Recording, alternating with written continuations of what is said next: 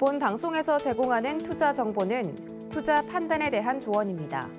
방송에서 제공하는 주식의 가치, 가격 상승 및 가격 하락에 대해서는 방송사에서 보장하지 않습니다.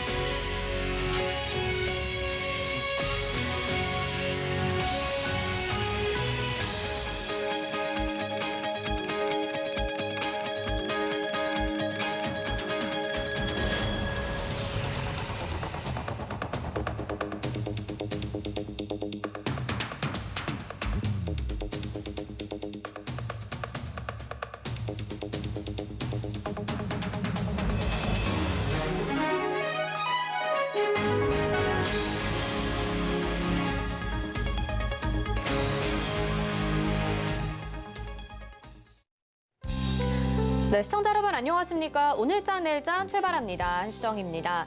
오늘 아침부터 굉장히 크게 하락하면서 출발을 했던 우리 시장, 오후장이 지났지만 지금도 낙폭을 줄이지 못하고 여전히 큰 폭의 하락을 보이고 있습니다.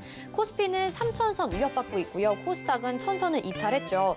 오랜 기간 동안 박스권을 유지해오던 양시장인데요. 오늘 큰 폭의 하락이 나오면서 박스권 이탈까지는 아니지만 그래도 위기감이 고조가 되고 있습니다. 미국에서 금리 인상에 대한 발언으로 시장에 불안감이 엄습하고 있는데 이에 따라 나스닥 증시도 하락으로 마감했고 국내 반도체 업계에도 큰 폭의 하락을 가져오고 있는데요. 오늘장, 내일장에서 주요 이슈들 살펴보시면서 어떤 대응 전략이 필요할지 저희와 함께 짚어보시기 바라겠습니다. 저희 유튜브를 통해서도 참여가 가능합니다. 유튜브 서울경제TV 채널로 들어오시면요. 실시간 방송 참여 채팅으로 함께 하실 수 있고요. 여기에 궁금한 내용 올려주시면 저희가 또 답변 도와드릴 수 있도록 노력하겠습니다. 금일보 방송에서 제공해드리는 정보는 투자 판단에 대한 조언입니다. 해당 종목의 가치와 수익률 보장해드리지 않는다는 점 참고하시기 바라겠고요. 또 저희 서울경제TV와 서울경제신문은 당사의 브랜드입니다. 서울경제증권TV와는 무관하며 기타 유사명칭에 주의하시기 바라겠습니다.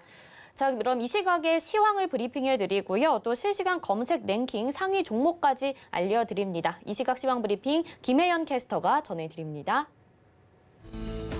안녕하십니까. 캐스터 김혜연입니다. 오늘 국내 시장은 다소 부진한 흐름들이 보여지고 있습니다. 미 국채금리의 상승세와 전력난, 테이퍼링 같은 시장에 영향을 줄 만한 이슈들이 많아지면서 투자 심리를 위축시키고 있다라는 풀이들이 나오고 있습니다. 그럼 자세한 이 시각 지수 상황부터 확인해 보도록 하겠습니다. 우선 코스피 지수부터 보겠습니다. 오후장 들어서도 저점 부근에서 움직이고 있습니다. 현재 1.53% 빠진 3,050선에서 거래가 되고 있습니다. 이어서 코스닥 지수 보시죠. 1000포인트 이탈을 했습니다. 오전 중에 회복 국면에 보이기도 했었는데요. 다시금 빠지면서 현재 1.6% 낙폭 보여지고요. 996포인트 선에서 거래가 되고 있습니다. 이어서 수급 상황도 확인해 보시죠. 기관과 외국인의 동반 매도세가 들어오고 있습니다. 기관이 3,186억 원 매도세 보여지고 있고요. 외국인이 4,847억 원 매도 우위 보여주고 있습니다. 개인이 현재 8,007억 원 매수해주고 있습니다. 이어서 코스닥의 수급 상황도 확인해 보겠습니다. 개인들이 오전 중에 매수 전환을 해주었습니다. 개인이 1,275억 원 매수 우위 보여주고 있고요. 외국인도 365억 원 매수해주고 있습니다. 기관이 현재 1,450억 원 매도하고 있습니다. 이어서 오늘 상승하는 업종테마 살펴보도록 하겠습니다. 오늘 상승하는 종목이 많지는 않습니다. 하락하는 종목이 월등히 많은 장인데요. 그럼에도 불구하고 가스 관련주들이 전일에 이어서 오늘도 시세를 분출을 해주고 있습니다. 가스 가격의 급등으로 전일 관련 종목들이 줄줄이 52주 신고가 경신을 했었는데요. 유럽발 천연가스 위기가 좀처럼 누그러들지 않으면서 천연가스와 LNG 가격이 급등세가 이어지고 있습니다. 이러한 가스값 상승은 난방 수요가 증가하는 겨울철까지 이어질 것이란 전망들이 나오면서 관련주들이 오늘도 힘을 받고 있는 모습입니다. 한국가스공사 현재 0.52% 오른 48,000원에 거래가 되고 있고요. 대성에너지 현재 1.88% 오른 1,850원에 거래되고 있습니다. GSE 현재 6.51% 오른 2,865원에 움직이고 있습니다. 이어서 오늘 하락하는 업종 테마 살펴보도록 하겠습니다. 오늘 반도체 관련주들이 빠지고 있습니다. 장 초반부터 대형 반도체주들의 동반 하락세가 보여졌었죠. 전일 마이크론이 매출액 추정치를 하향 조정하면서 필라델피아 반도체 지수도 4% 가까이 빠졌는데요. 이러한 이슈들로 인해서 투자 심리를 위축시킨 것으로 풀이가 되고 있습니다. 다만 국내 반도체 관련주들이 아직 4분기 실적에 대해서 명시하지 않았기 때문에 3분기 실적 발표를 통해서 주가의 방향성이 결정이 될 것으로 보이고 있습니다. 삼성전자는 오늘 외국인들의 매도세가 들어오면서 낙폭 키워나가고 있습니다. 삼성전자 현재 2.75% 밀려난 74,200원에 거래가 되고 있습니다. 한미반도체도 현재 4.66% 빠진 37,700원에 거래가 되고 있고요. ISC 현재 3.55% 빠진 23,100원에 움직이고 있습니다. 이어서 오늘의 증시 탑10 확인해 보도록 하겠습니다. 반도체 관련주들이 전반적으로 빠지면서 검색 상위 종목에 삼성전자와 SK하이닉스 이름이 올라왔고요. 위드 코로나 기대감에 올랐던 노랑풍선도 검색 상위 종목에 이름이 올라왔습니다. 서경이 뽑은 특징주로는 오늘 상장 첫날이었던 실리콘2가 있고요. 역대급 실적이 전망이 된다라는 하나 손해보험도 오늘 서경이 특징주로 이름이 올라왔습니다. 그 외에도 현대바이오, 롯데정밀화학, 삼진 L&D가 있습니다. 이 중에서 세 종목 뽑아서 좀 더 자세하게 들여다보도록 하겠습니다. 첫 번째로 살펴볼 종목은 HMM이 있습니다. 국내 해운 업체들이 3분기 역대 최고 실적이 전망이 되고 있습니다. 특히 HMM은 올 영업이익이 2조 원에 달할 것이란 전망이 나와주고 있는데요. 다만 이러한 호실적 전망에도 주가가 약세가 보여지고 있습니다. 올해 해상운임이 고점을 찍고 내림세로 돌아설 수 있다라는 우려도 나오고 있고요. 공정위가 해운사들이 동남아 노선에 불법적인 공동행위를 했다면서 과징금을 부과하겠다라는 이야기가 나오면서 주가의 낙폭이 보여지고 있습니다. HMM 현재 3.67% 빠진 36,750원에 거래가 되고 있습니다. 이어서 두 번째로 살펴볼 종목은 삼진 L&D가 있습니다. 삼성 SDI의 전기차 배터리 뚜껑 역할을 하는 가스켓을 공급하는 업체죠. 오늘 장 초반부터 강하게 시세를 분출을 해줬는데요. 오늘은 또 리비안 관련주로 엮이면서 강세는 보여지고 있습니다. 아마존 전기차로 알려진 리비안이 오는 11월에 뉴욕 증시에 상장을 한다라고 합니다. 관련주들이 들썩이고 있는 모습인데요. 삼진 L&D도 오늘 장중에 18%대 급등세 보여졌었는데 현재는 탄력이 다소 둔화는 됐습니다. 13.85% 오른 3,740원에 거래가 되고 있습니다. 이어서 다음으로 살펴볼 특징주는 롯데정밀화학이 있습니다. 수소경제의 유망주로 꼽히고 있는 종목이죠. 52주 신고가 오늘 기록을 했습니다. 에폭시 수요 호조와 ECH 가격 강세가 이어질 것이라는 전망들이 나오면서 롯데정밀화학의 강세가 한동안 지속될 것이란 긍정적인 이야기들 나와주고 있습니다. 현재는 4.26% 오른 97,900원에 거래가 되고 있습니다. 지금까지 증시 탑10 확인해 봤습니다. 네, 오늘 시장 살펴봤습니다. 전반적으로 대부분의 업종이 부진한 가운데 오늘도 도시가스 관련주 상승 이어가고 있고요. 또 리비안 상장 소식에 강세 보이는 종목들 삼진 L&D 짚어봤는데 세원까지도 동반 상승하면서 관련된 자동차 부품주들 상승하는 모습 볼 수가 있습니다. 자, 객장 상황 연결해서 좀 더 자세하게 알아보도록 하겠습니다. 유한타증권 메가센터 분당점 백인방 과장 전화 연결돼 있습니다. 안녕하십니까? 네, 안녕하십니까? 네, 오늘 먼저 객장 상황부터 들어볼까요? 네, 일단 외국인 같은 경우 오늘 코스피 시장에선 매도세를, 그리고 코스닥 시장에선 소폭 매수세로 좀 가담하는 모습이 먼저 특징적으로 볼 수가 있을 것 같습니다. 외국인은 오늘 거래소에서 네이버, SK텔레콤, 현대차 등으로에 대한 매수세가, 코스닥 시장에선 아난티, 천보, 캠트로스 등에 대한 매수세가 좀 특징적인 모습이었고요. 기관은 오늘 양시장 모두 좀 매도세를 보여주고 있는 가운데 코스피 시장에선 SK이노베이션, 하나솔루션, KB금융 등에 대한 매수세가, 코스닥 시장에선 YG엔터테인먼트, 위메이드, 상신 EDP 등에 대한 매수세가 특징적인 모습이었다 볼 수 있겠습니다. 네, 오늘 수급 상황 체크를 해봤고요. 오늘 시장에서 무엇보다 불안한 게 우리 양시장의 증시 상황인 것 같습니다. 반도체 업황을 필두로 해서 오늘 양시장에 많이 하락이 나오고 있는데 오늘 시장 한마디 어떻게 정리해 볼 수 있을까요? 네, 오늘장 한마디 투심 약화 속 악재에 민감한 증시로 좀 정해봤습니다. 오늘 우리 시장 좀 장 초반부터 좀 약세로 출발했고 2거래일 연속 좀 급락세를 좀 보이는 상황인데요. 체감 증시가 상당히 좋지 못한 상황인가 더불어서 오늘 오전장 초반만 하더라도 2%대까지 하락 이후 1%대까지 다시 낙폭을 축소하다 재차 낙폭을 확대하는 등 이 지수 하단에 대한 테스트를 오늘 계속 지속하고 있는 모습입니다. 일단 최근에 시장 급락 여러 가지 요인이 누적된 점 그리고 우리 증시에 좀 자금이 유입이 둔화되고 있다라는 점에서 여러 악재들이 좀 평소보다 더 시장에 영향을 크게 미치고 있는 모습이다라고 보시면 좋을 것 같은데요.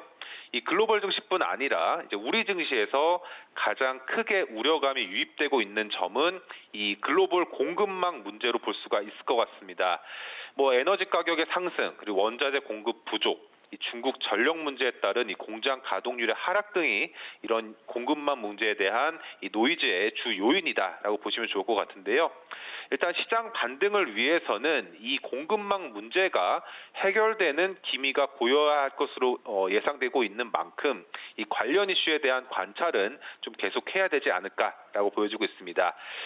지난 미 증시에서도 이 기술주들의 급락 요인 중 하나도 이 중국을 비롯한 이 공급망 문제도 크게 자리매김하고 있다라는 점, 그리고 또 필라델피아 반도체 지수 급락, 앞서 말씀드렸던 요인과 좀 이어서 보셔야겠지만 오늘 우리 반도체 업종의 하락을 유발하면서 오늘 삼성전자, SK 하이닉스 등의 이런 급락에 영향을 주고 있는 모습이다 해석을 해보시면 좋을 것 같고요. 당분간 반도체 업종은 이 디램 가격 하락 우려감과 이 물량 부족 우려감이 좀 확대되면서 반도체 업황에 대한 우려감으로 좀 이어지고 있다라고 보시면 좋겠습니다. 하지만 이 반도체 업황 주가가 약 6개월 정도 선행하는 선례를 본다면 이 당분간은 이익 하향 조정을 거친 뒤 연말 시즌에는 주가 회복을 기대해 볼 만하다라는 의견을 좀 참고를 해보시면 좋을 것 같고요. 시장 전체적으로는 지수 박스권 1차 하단 부근의 지지 여부 계속 당분간 관찰을 할 것으로 보여지고 있습니다. 일단 1차 지점으로 코스피 지수는 전저점 수준인 3050선, 코스닥 지수는 990선을 기준으로 지지력 여부를 계속 투자자들은 테스트 해볼 것이다라는 점을 염두를 해보시면 좋을 것 같고요. 앞으로 향후 시장 예상을 하긴 어렵겠지만 지수의 급락보다는 하방 지지력 테스트 이후에 개별 종목 장세가 이어질 전망이다라는 점에서 현 시점은 투자자들마다 다르겠지만 손절보단 보유 그리고 현금 비중을 유지하면서 시장을 좀 지켜보시는 전략으로 힘들겠지만 대응해보자는 의견 드리겠습니다. 이미 개인 투자자분들의 언성은 높아지고 있는 것 같습니다. 이제 하반기 기다렸었는데 연말까지 좀 바라봐야 되는 시점이 온 것 같고요. 글로벌 공급망 문제 어느 정도 해결되기까지는 계속해서 하방 지지력 테스트 나올 것 같다라는 말씀해 주셨습니다. 이제 헝다그룹 이슈 외에도 중국 시장 보면 지금 중국 지수도 우리 시장에 악영향을 좀 미치고 있고 도와주지 않고 있는데 지금 전력난이 또 심해지고 있다고 해요. 그 배경이 무엇이고 또 국내 증시에 어느 정도 영향을 미칠지도 궁금한데요. 이 부분은 어떻게 보시나요? 네, 이 중국의 전력난 최근 언론 기사에서도 많이 보셨겠지만 이제 정리를 해보자면 이 중국의 전력난은 사실 최근에 있는 일만은 아니었습니다. 하지만 올해 들어서 중국의 전력난 특히 심각한 상황에 빠져 있다라고 알려져 오고 있는데요. 일단 이는 복합적인 이슈가 작용하면서 전력 공급은 줄고 전력 수요는 늘어나는 현상이 가중되다 보니 생긴 일로 해석을 하고 있습니다. 일단 중국의 공장 가동률이 회복이 되고 있던 상황 속에서 거기에 심각한 이 중국의 고온 현상에 따른 에어컨 등의 전력 수요의 급증 그리고 또 원재료라고 할 수 있는 석탄과 천연가스의 가격 급등이 동반이 되면서 이 중국의 전력 공급 단가가 급격하게 올라가게 되는 상황이 이어진다라고 보시면 좋겠습니다. 물론 전력 공급 단가가 오르더라도 이제 생산이라도 하면 어떻게든 전력난을 좀 해결할 수가 있겠지만 이 중국의 전력 생산 구조와 이 정부의 정책 방향을 본다면 이마저도 좀 쉽지 않은 상황이다라고 보시면 좋겠는데요. 이 중국은 전력 생산의 70% 정도 수준이 석탄 화력 발전에 의존을 하고 있는데 우선 수입 석탄의 절반을 차지했던 이 호주에 대한 이 정부의 규제로 이 발전용 석탄 가격이 올해 연초 대비해서 현재 50% 이상 급등한 상황입니다. 그렇기 때문에 발전소는 이 전력 생산이 증가할수록 적자가 확대되는 구간에 진입을 했다라는 점. 하지만 또 중국 정부 역시 이 친환경 에너지 정책을 계속 추구를 하면서 석탄 화력 발전에 대한 이 발빠른 전력 공급 확대도 쉽지 않은 상황이 겹쳐지면서 이 중국의 전력난이 계속 심화되고 있다라고 보시면 좋겠습니다. 이는 우리 증시에도 악영향을 주고 있지만 향후에도 좀 리스크 요인으로 계속 작용할 것으로 보여지고 있는데요. 물론 중국의 전력난, 이 10월의 국경절 연휴 이후에는 좀 다소 개선될 것으로 보여지고 있지만 이 중국의 전력난에 따른 글로벌 공급망이 지연될 우려감, 이는 안 그래도 최근 이 글로벌 공급망이 동남아를 필두로 좀 지연되고 있는 상황 속에서 중국까지 더해진다면 이 공급망 타격에 따른 각 산업의 생산 차질이라든가 이에 따른 경기 둔화 우려감까지 더해질 수 있는 악순환이 이어질 가능성이 있다라는 점 등이 우리 증시에 좀 영향을 주고 있다라는 점으로 해석을 해보시면 좋을 것 같고요. 참고로 실질적으로도 우리 기업들의 타격이 있을 수밖에 없는 점은 LG화학, SK이노베이션, 현대두산인프라 코어, 현대제철 등 여러 기업들이 이미 중국에서의 공장이라든가 관련 설비 등을 운용하고 있다라는 점에서 중국의 이런 전력난은 실물 경제에도 아무래도 타격을 가할 수밖에 없는 이슈로 작용할 수 있을 것이다라는 점을 인지하시면 좋겠다 말씀드리겠습니다. 네, 시장에 여러 가지 좀 불안한 요소들이 있는데 지금 전력난까지 겹치고 있는 상황입니다. 국내 증시에도 어느 정도 영향이 있을 수 있다고 하니까요. 주의해야 될 것 같습니다. 오늘 말씀 여기까지 듣겠습니다. 고맙습니다. 네, 감사합니다. 네, 이 시각 객장의 백인범 과장과 함께했고요. 이어서는요, 오늘 시장이 많이 하락을 하게 돼서 저희가 긴급 진단 준비했습니다.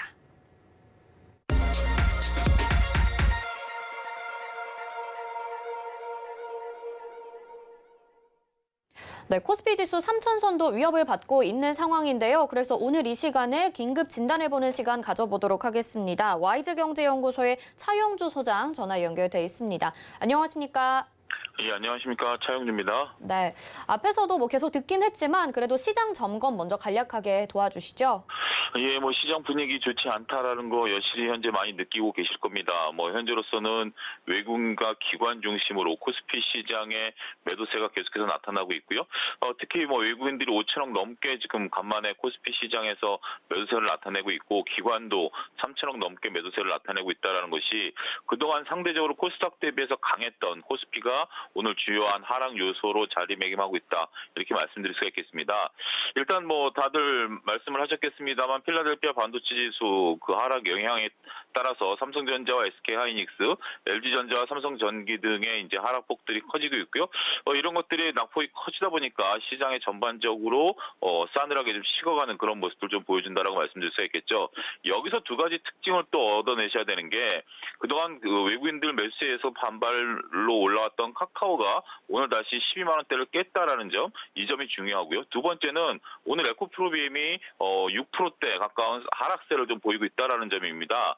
어제부터 2차전지 소재주들이 조금 밀리고 있었는데 오늘 일단 엎친 데 덮친 격으로 그동안 강했었던 2차전지 관련주들도 하락세를 좀 나타내고 있다는 것이 시장의 불안 요소로 자리매김하고 있다고 말씀드릴 수가 있겠습니다.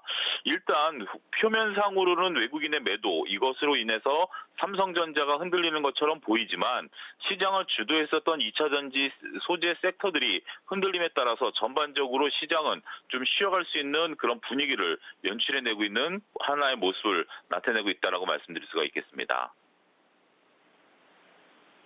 네, 크게 봤을 땐 성장주 쪽으로 외국인들의 매도가 들어오고 있다는 말씀을 해주셨습니다. 좀 더 깊이 있게 이야기를 나눠봐야 될 것 같아요. 성장주라고 해도 카카오랑 지금 에코프로비엠은 좀 다른 부분이 있으니까요. 오늘 이렇게 좀 심하게 빠지는 이유 뭐라고 보시는지 좀 더 자세하게 말씀 부탁드려도 될까요? 일단은 지금 현재 나오고 있는 얘기들은 미국에 있어서 FOMC의 어떤 인플레이션에 대한 전망 이런 것들이 조금 오래 지속될 것이다 이런 얘기들이 점들이 좀 나오면서 테이퍼링의 시기가 좀 빨라지는 거 아니냐. 지금 물론 테이퍼링이 12월 달에 실시될 것으로 보여지고 있고 금리 인상 시기가 얼마만큼 지속될 것인가 이것도 현재 관건인데 이러한 것들이 전반적으로 조금 시장을 자극할 것이 아니겠는가. 그러한 불안감으로 인해서 현재 지금 10년물 국채 금리가 많이 올랐고요. 30년물 국채 금리도 2%대 넘게 올라가면서 시장의 불안감을 자아내고 있다라고 말씀드릴 수가 있겠습니다. 여기에 이제 헝다그룹 문제까지 시장에 있어서 불거지는 하나의 외부 변수가 된다라고 말씀드릴 수가 있겠죠. 이런 것들이 미국 시장에 있어서의 성장주들을 전반적으로 옥죄고 있다라고 말씀드릴 수가 있겠고 여기서 좀 말씀을 좀 드릴 수 있는 것은 결국 시장이 이러한 것들로 쉬어가느냐 아니면 원래 쉬어갈 타이밍에 이러한 것이 불거졌느냐 저는 후자 쪽에 있다라고 좀 말씀드릴 수가 있겠습니다. 거침없는 상승세가 올라왔었기 때문에 시장이 어떠한 조그마한 빌미에도 무너질 수 있는 그런 부분들이 있었다라는 거죠. 그전에 시장들을 보면 이러한 오히려 악재를 듣고 호재에 민감한 그런 시장의 모습들을 보여왔다라면 최근의 모습은 호재보다 악재에 민감하게 반응하는 그런 모습들로 변모하고 있다라는 점입니다. 이러한 점들을 투자자분들께서는 잘 캐치해내는 것도 현명한 투자를 하기 위한 발판이 되지 않겠는가 말씀을 드릴 수가 있겠습니다. 쉬어갈 타이밍에 악재에 더 민감하게 반응하고 있다. 비슷한 말씀을 다른 분들도 계속 해주고 계시는 것 같고 차영주 소장님도 역시 이렇게 좀 보고 계신 것 같습니다. 네, 미국 시장도 간밤에 보면 3대 지수가 모두 크게 좀 하락하면서 마감을 했잖아요. 미국의 금리 인상에 대한 불안감도 어느 정도 있는 것 같고 뉴욕 증시 영향을 우리 시장도 분명히 받은 것 같은데 뉴욕 증시도 좀 자세히 점검해 주시죠. 예, 뉴욕 증시는 앞서 언급드렸던 그런 요소들 외에 셧다운이라는 그러한 재정에 대한 부담감까지 현재 지금 더해지고 있다라고 말씀을 드릴 수가 있겠죠. 미국은 재정 한도를 의회의 승인을 받아서 현재 지금 운용을 하도록 되어 있는데 매년 재정 적자가 늘어나다 보니까 이 적자 폭을 의회에서 승인을 받아야 되는 그러한 상황들이 계속해서 연출이 되고 있습니다. 어떤 대통령이 된다 하더라도 이런 문제를 풀어야 되는 것이 현재로서는 가장 중요한 문제가 되고 있는데요. 이러한 문제점들이 왜 불거지게 되냐면 보통 어떻게 보면 정부가 돈을 써야 되는데 돈이 부족하게 되죠. 의회 입장에서는 당연히 돈을 쓸 수 있도록 열어주는 게 당연하다라고 말씀드릴 수가 있겠습니다. 하지만 의회 입장에서 보면 이러한 기회에 다수당이 정부에 원하는 것들을 얻어낼 수 있는 소위 말해서 정치적인 이해관계가 조금 불거진다라고 말씀드릴 수 있겠죠. 궁극적으로는 이번 문제도 잘 풀릴 것으로 보여집니다. 그렇지 않으면 연방 그 직원들에 대해서 월급을 못 주게 되니까요. 당연히 이것은 풀고 넘어가야 되는 문제죠. 그렇지만 얼마만큼 자연스럽게 넘어가느냐 아니면 얼마만큼 또 정치적으로 바이든 대통령의 정치력을 시험하면서 넘어가느냐 이게 현재 주식시장의 불안감을 자아내고 있다는 것들입니다. 예견된 결과이긴 합니다만 그 과정이 과연 시끄러울 것이냐 아니면 잘 넘어갈 것이냐 이러한 부분들 불안감 때문에 미국 증시가 다소 조금 조정을 받는 그런 요소가 된다는 거죠.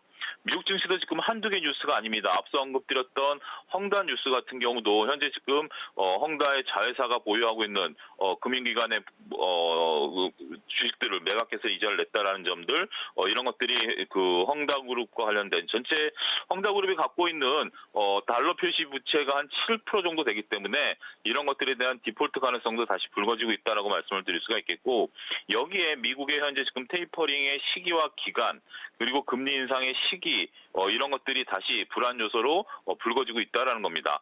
우리가 한편에서는 테이퍼링에 대한 부분들, 금리 인상에 대한 부분들 다 알려진 거 아니냐라는 부분들인데요. 물론 다 알려졌습니다. 하지만 그 시기의 불확실성 그리고 시기가 빨라지게 된다라면 시장이 대응할 수 있는 시간을 넉넉하게 잡지 못한다라는 면 이런 점 때문에 시장이 좀 흔들리고 있고요. 앞서 언급드렸던 좀 불안감 속에 악재가 조금 더 강하게 반응하는 그런 모습들을 미국 시장에서도 볼 수 있다. 여기에 덧붙여서 지금 필라델피아 반도체 지수의 하락이 우리나라 입장에서는 상당히 곤혹스러운 악재로서 그 영향을 미치고 있다. 이렇게 덧붙여서 말씀드릴 수가 있겠습니다. 네, 금리 인상에 대한 불안감과 그리고 미국의 정치적인 이슈들이 또 엮여서 지금 이런 상황이 좀 빚어진 것 같고요. 일단 파월 의장과 제너 국무부 장관의 하원 의원 발언이 좀 남아 있으니까요. 여기도 주목을 해봐야 될 것 같습니다. 아직 악재가 좀 많이 남아 있는 상황입니다. 10월에 국내 증시 전망 어떻게 보시는지 말씀 부탁드릴게요. 예, 일단 뭐 굉장히 조심스럽습니다. 일단 10월에는 3분기 실적 시즌이 또 도래하게 되죠. 아무래도 지금 이제 내일까지 진행되고 내일 모레까지 이제 이번 주가 이제 마감이 되고 나면 본격적으로 이제 10월장이 연출이 될 텐데 10월장 같은 경우는 3분기에 대한 실적, 3분기 실적이 보통 최고치가 나올 것으로 보여지고요. 4분기 이제 실적 전망에 대한 부분들, 연말까지 전망에 대한 부분들 이런 것들이 불거질 것이다라고 말씀드릴 수가 있겠습니다. 문제는 실적이 좋다고 해서 주식시장이 올라갈 수 있다? 저는 그렇게 보고 있지는 않습니다. 왜냐하면 지금 2021년도에 실적이 좋아질 것을 2020년서부터 크게 땡겨온 것들이 사실이거든요. 그러한 부분들이 지금 현재 실적이 좋아진다고 해서 새롭게 반영되기에는 이미 시장에 있어서는 그러한 부분들이 어느 정도 반영됐다라고 보여지는 겁니다. 문제는 시장이 예상하는 것만큼 실적이 안 나와주는 기업들이 더 문제가 될 것 같습니다. 실적이 잘 나오는 기업들 같은 경우는 그런 것들이 반영돼 있는 주가 수준이라서 현재 수준을 유지할 수 있는 그런 부분들 된다라고 말씀을 드릴 수가 있겠습니다만 실적이 안 나오는 기업 같은 경우는 오히려 어닝 쇼크가 나오면서 주식시장이 좀 밀리는 그런 모습들이 된다라고 말씀드릴 수가 있겠죠. 카카오도 어떻게 보면 하나의 예가 되겠죠. 규제라는 단어가 갑자기 튀어나오니까 주가가 최근에 급락하는 그런 모습들을 좀 보여주고 있고 에코프로비엠이라든지 이런 2차전지 소재단들도 지금 현재 다 올라온 상황에서 이제부터는 성적 표현 실적을 바라보게 되겠죠. 그런 부분들이 나와주느냐 안 나와주느냐가 현재로서는 실적 시즌과 맞물리는 10월장에서의 중요한 바로미터가 될 것으로 보여지고요. 따라서 여러분들은 공격적인 매매를 하기보다는 조금 방어적인 매매를 하는 것이 10월 달에는 좋지 않겠는가 말씀드릴 수가 있겠습니다. 앞서 언급드렸다시피 호실적이 나와도 주가가 올라가기보다는 현재 수준에 있어서 주가의 흐름, 조금 기간 조정 이런 것들이 좀 있을 것으로 보여지기 때문에 적극적인 매매보다는 소극적인 매매가 오히려 여러분들의 계좌를 보호할 수 있는 그러한 요소가 아니겠는가 말씀드릴 수가 있겠습니다. 네, 차영주 소장님 역시 방어적 매매, 소극적 매매를 10월의 전략으로 말씀을 해주셨습니다. 오늘 말씀 여기까지 듣겠습니다. 고맙습니다. 예, 감사합니다. 네, 와이즈경제연구소의 차영주 소장과 함께했습니다. 이어서 이슈 칼럼으로 이어집니다.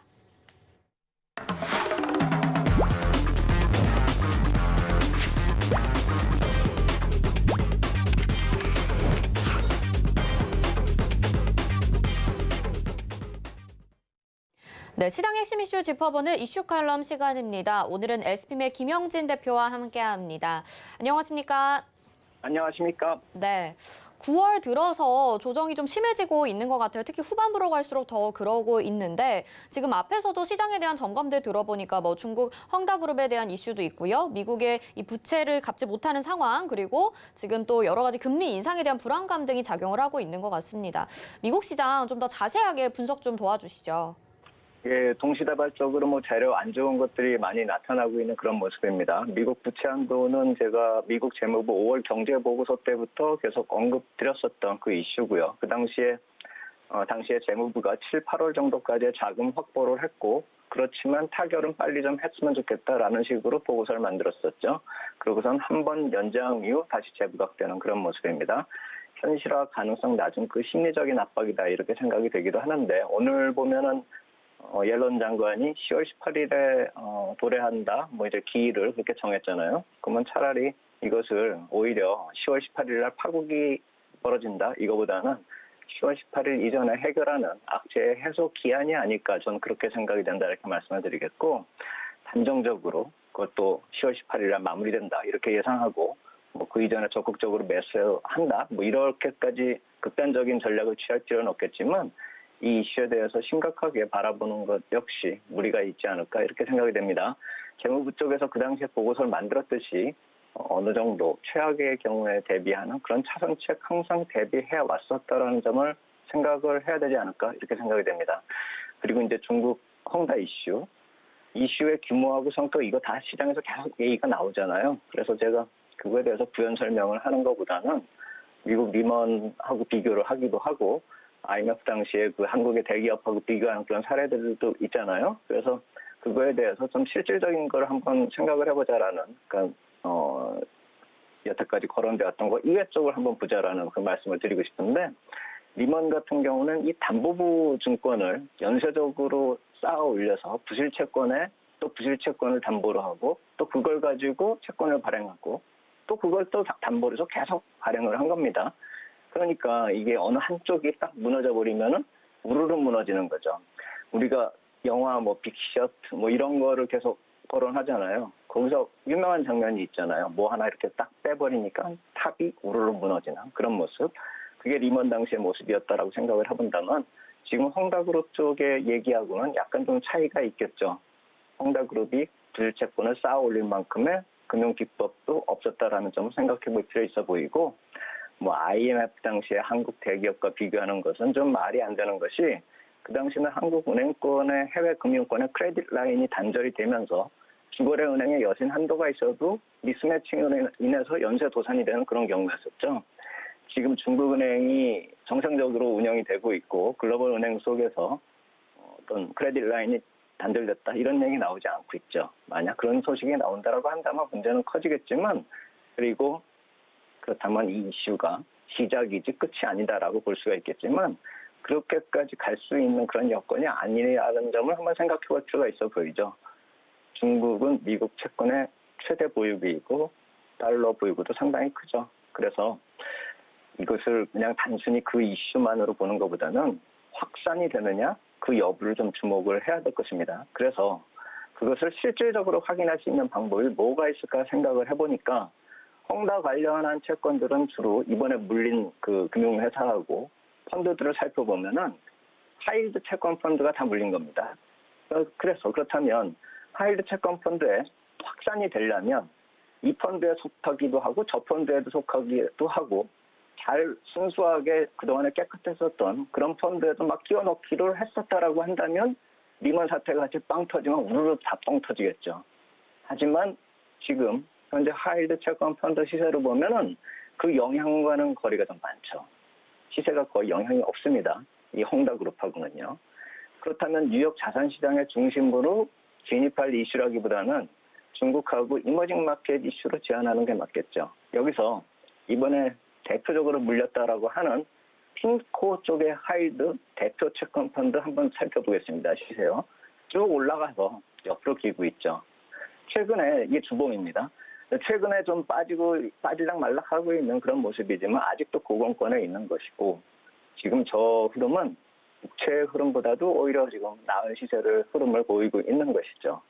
그래서 헝다그룹하고는 상당히 거리가 있다라고 볼 만큼 시세가 영향이 없는 것이죠. 하이힐드 채권이니까요.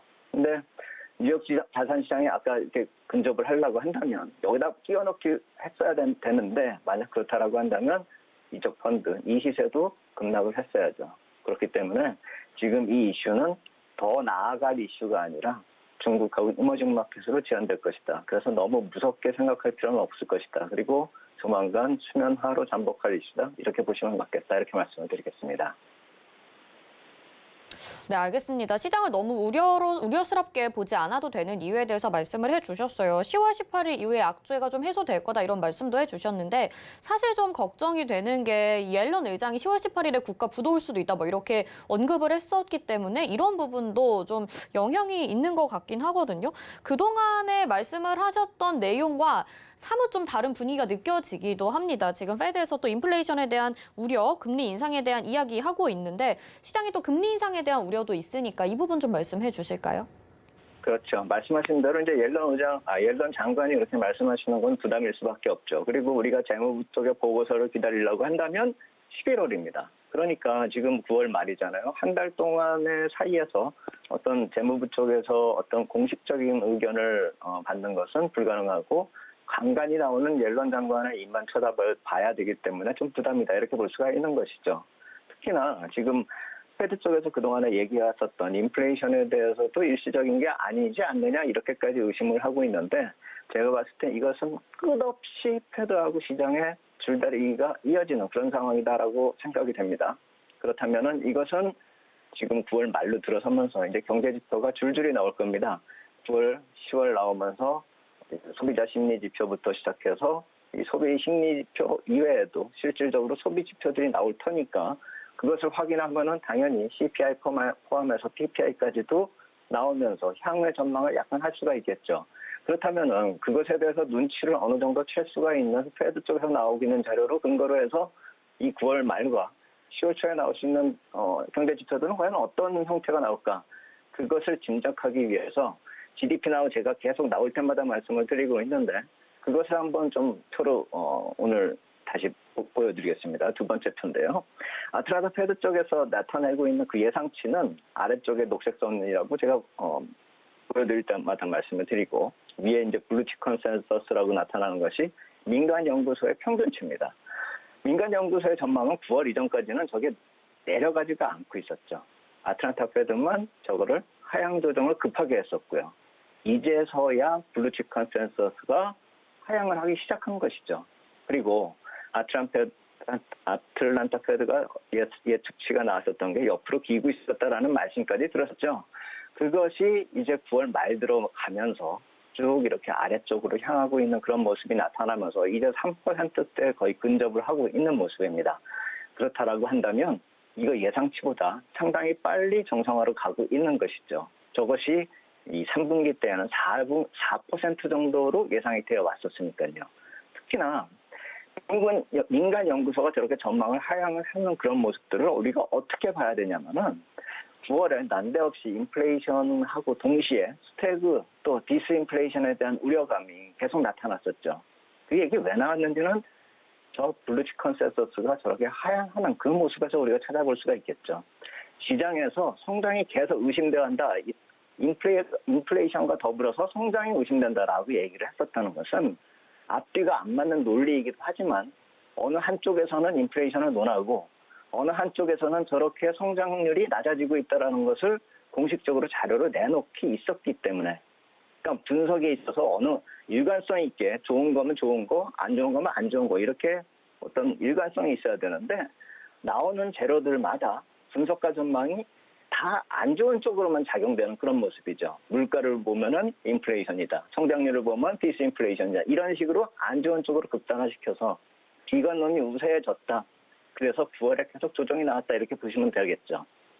그렇게 본다면은 이 시장의 판단이 정상적으로 지금 작동된다 이것으로 보기보다는 그거 이외에 작용되는 또 무엇인가가 있지 않을까 좀 찾아볼 필요가 있다는 것이죠. 그러면 그 정상적으로 작동되는 것을 넘어서는 다른 또 이슈는 무엇인가 좀 찾아보려고 하니까 채권 시세 쪽에서 기술적 분석하고 수급 쪽을 좀 찾아볼 필요가 있다라는 생각이 들었습니다. 이 역시 마찬가지로 오늘 세 번째 표로 미국 10년 만기 국채 선물 가격 추이를 보여드리는데 이건 제가 작년부터 계속 업데이트를 해가지고 그림을 그려주고 있고 2주 전에 연휴 직전에 저 수렴 이후에 방향에 따라서 시장은 크게 움직일 수 있다라는 점을 말씀을 드렸고 안타깝게도 저는 위로 올라가는 확률이 좀 높으니까 시장이 긍정적으로 가지 않을까라고 생각을 했었는데 제가 틀렸습니다. 아래쪽으로 움직였습니다. 저게 수렴 이후에 아래쪽으로 움직일 때의 요건이 두 가지가 있다라고 말씀을 드렸었죠. 인플레이션에 대한 우려가 나타나거나 국채 발행이 증가해서 급격히 수급이 안 좋아질 때 그 두 가지 경우에 저런 모습이 나타날 거다 이렇게 말씀을 드렸는데 이번에 인플레이션에 대한 우려가 나타나면서 저런 모습이 이어졌고 실질적으로 가속도가 붙는 건 지난 주말부터죠. 수급 요인이 여기서 부각이 되는 것이죠. 미 국채 발행이 어제 일단락이 됐습니다. 27일 월요일 날 2년물 600억 불, 5년물 610억 불 이렇게 발행이 돼서 1210억 불이 하루 동안에 발행이 됐고요. 28일 어제 7년물이 620억 달러가 발행이 됐습니다. 항상 7년물이 발행될 때 우리가 가장 중요하게 보는 건 10년물 채권이지만 꼭 사고 터트리는 건 7년물 쪽에서 사고를 터트렸습니다. 과거에 보면은요. 최근에 보면. 그래서 채권 시장이 흔들리면 전체 자산 시장이 흔들릴 수밖에 없는데 꼭 이 9월 발행의 마무리란 말입니다. 그래서 7년물이. 근데 여기서 꼭 이렇게 시장이 좀 발목을 잡히는 그런 모습이 번번이 나타났었고 이번에도 예외가 아니었다는 점이죠. 그렇다면 이런 공급이 영향을 주었었던 어제까지의 흐름을 지나면 오늘 이후 흐름은 좀 바뀔 수 있지 않을까 이걸 봐야 된다는 것이죠. 그리고 더 중요한 건 이제 9월 발행이 마무리됐다라고 말씀을 드렸지 않습니까? 10월 12일까지는 국채 발행이 없습니다. 그렇다면은 시장의 안정을 되찾는 모습이 오늘 이후에 나타날 가능성이 크다라는 점이죠. 다만 그 이외의 이슈들, 아까 말씀드린 뭐 국가 부채, 뭐 한도 증액, 뭐 이런 이슈들요.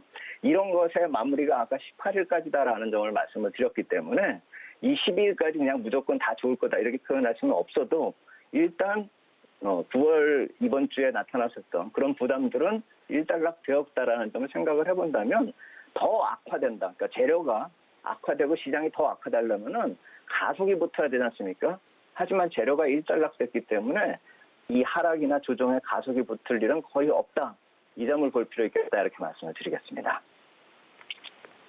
시장에 영향을 줄 만한 다른 요소가 있는 상황. 그런데 지금 일단은 이런 재료들이 일단락됐기 때문에 앞으로는 악재가 좀 해소될 거다라는 말씀을 해주셨습니다. 이번 조정도 계속해서 우리가 1분기 때, 2분기 때 느꼈던 조정과 비슷하게 느껴질 수 있을 것 같습니다. 인플레이션에 대한 부담감, 우려감도 있는 상황이고요. 지금 그러면 이런 시장 상황 속에서 악재가 해소된다면 주가도 다시 좀 회복이 될 거라는 걸 예상을 하고 전략을 다시 세워봐야 될 것 같아요. 어떤 투자 전략이 필요할까요? 네, 맞습니다. 이 반복되는 1월부터 4월에 나타났던 흐름 지금하고 똑같거든요. 그때도 재료가 비슷했고 환경 요인이 비슷했고 주가 흐름도 비슷하고 자산시장 전체가 비슷하게 흘렀습니다. 그래서 제가 그 당시의 흐름을 표로 오늘 마지막 표를 만든 걸 보겠습니다. 여기 보시면은 검은색 박스권으로 제가 표시를 한 부분이 지금하고 똑같은 일이 올해 1분기에 나타났었다라는 것이죠. 그 검은색 박스권을 보시면은 1차적으로 채권 시세가 점진적으로 하락을 하고 달러 시세가 강세를 보입니다.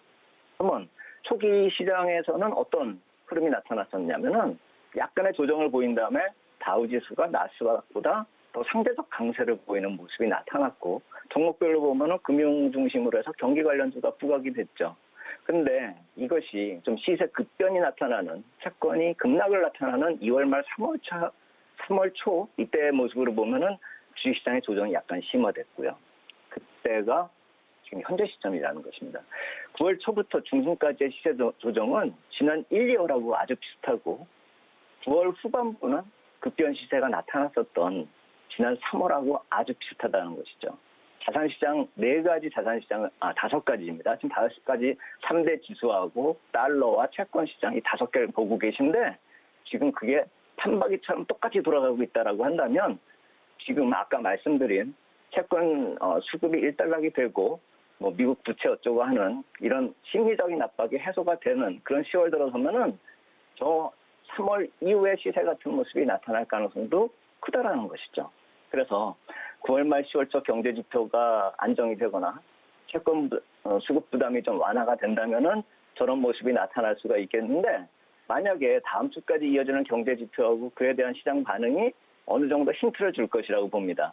만약에 좀 반응이 어떤 지표가 나왔을 때 시장이 좀 긍정적으로 보기 시작한다라고 한다면 저 4월 시세하고 거의 비슷하게 흘러간다 이렇게 보시면 되겠고 약간 부정적으로 이어진다라고 한다면 그때의 모습으로 이어지지는 않을 가능성을 생각해 봐야 되고 조금 더 보수적으로 봐야 될 것입니다. 그래서 이번 주부터 시작이 되는 경제지표 그 수치 자체가 중요한 것이 아니라 거기에 대해 시장이 어떻게 반응하는지 그 분위기를 봐야 된다는 것입니다. 만약에 10월도 좀 안 좋게 넘어간다 이렇게 본다면은 11월 초가 FOMC 회의가 있으니까 그때 페드의 어떤 결정을 좀 기다릴 필요가 있지 않을까 이렇게 생각이 되고 금리가 어느 정도 레벨업 되는 것은 어느 정도 인정하고 전략을 세워야 될 것입니다. 그래서 미국 자산시장 관심을 지속하고 이머징 마켓 시장은 급상승이 힘든 그런 모습이다라는 점을 좀 인식할 필요가 있어 보이고 금융주 같이 어느 정도 저점을 형성한 종목군이 우리가 좀 눈에 들어오기 시작하는데 지금이 또 배당 투자할 시기거든요.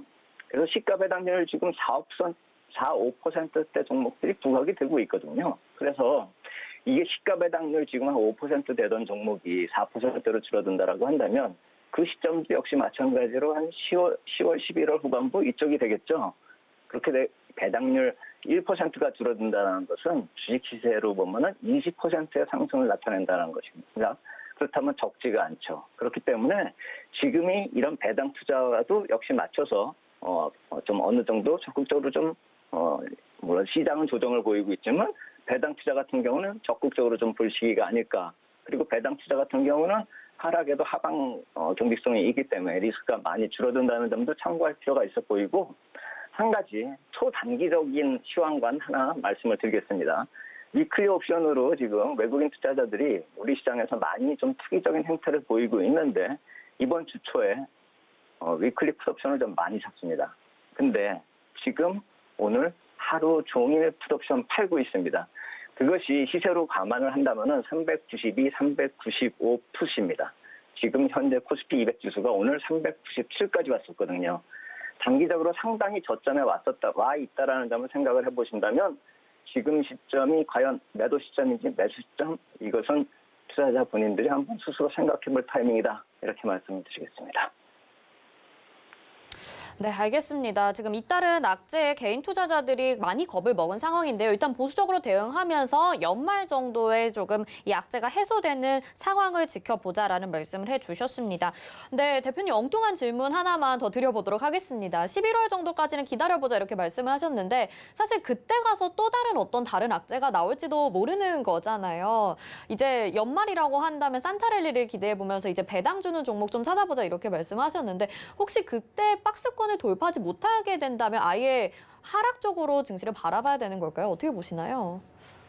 저는 하락으로 생각하지 않습니다. 또 어떤 경우에도 하락으로 볼 이유가 없다라고 생각을 하는 이유는 경기 흐름 자체가 지금 상승 흐름, 확산 추세에 있다라는 점을 예전에도 말씀을 드렸죠.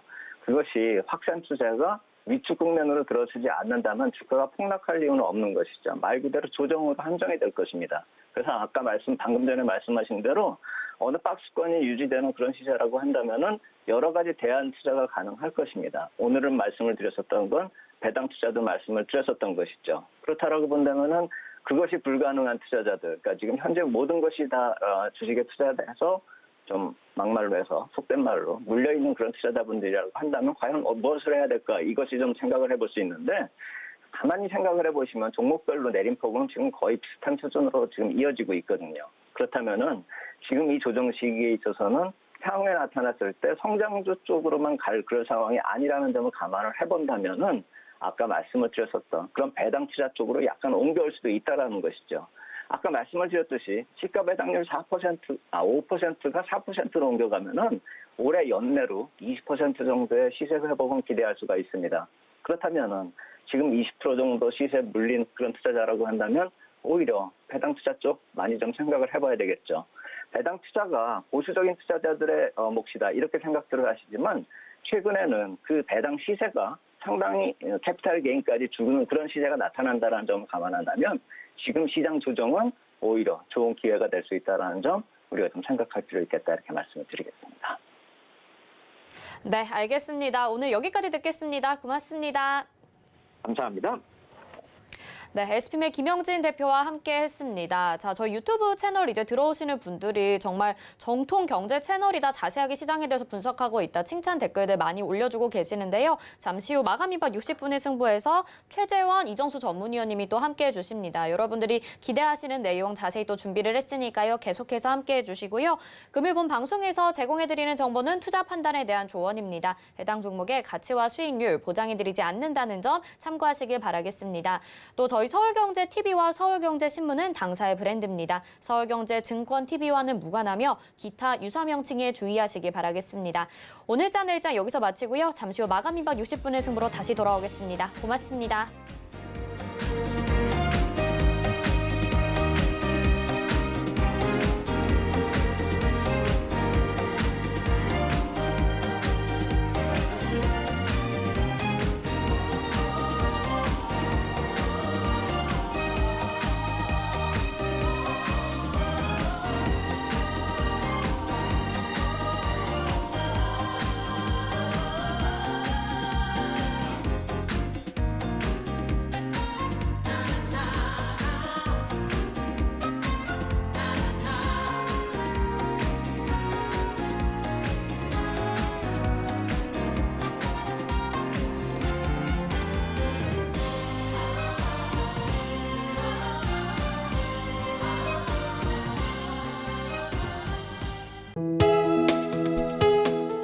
본 방송에서 제공하는 투자 정보는 투자 판단에 대한 조언입니다.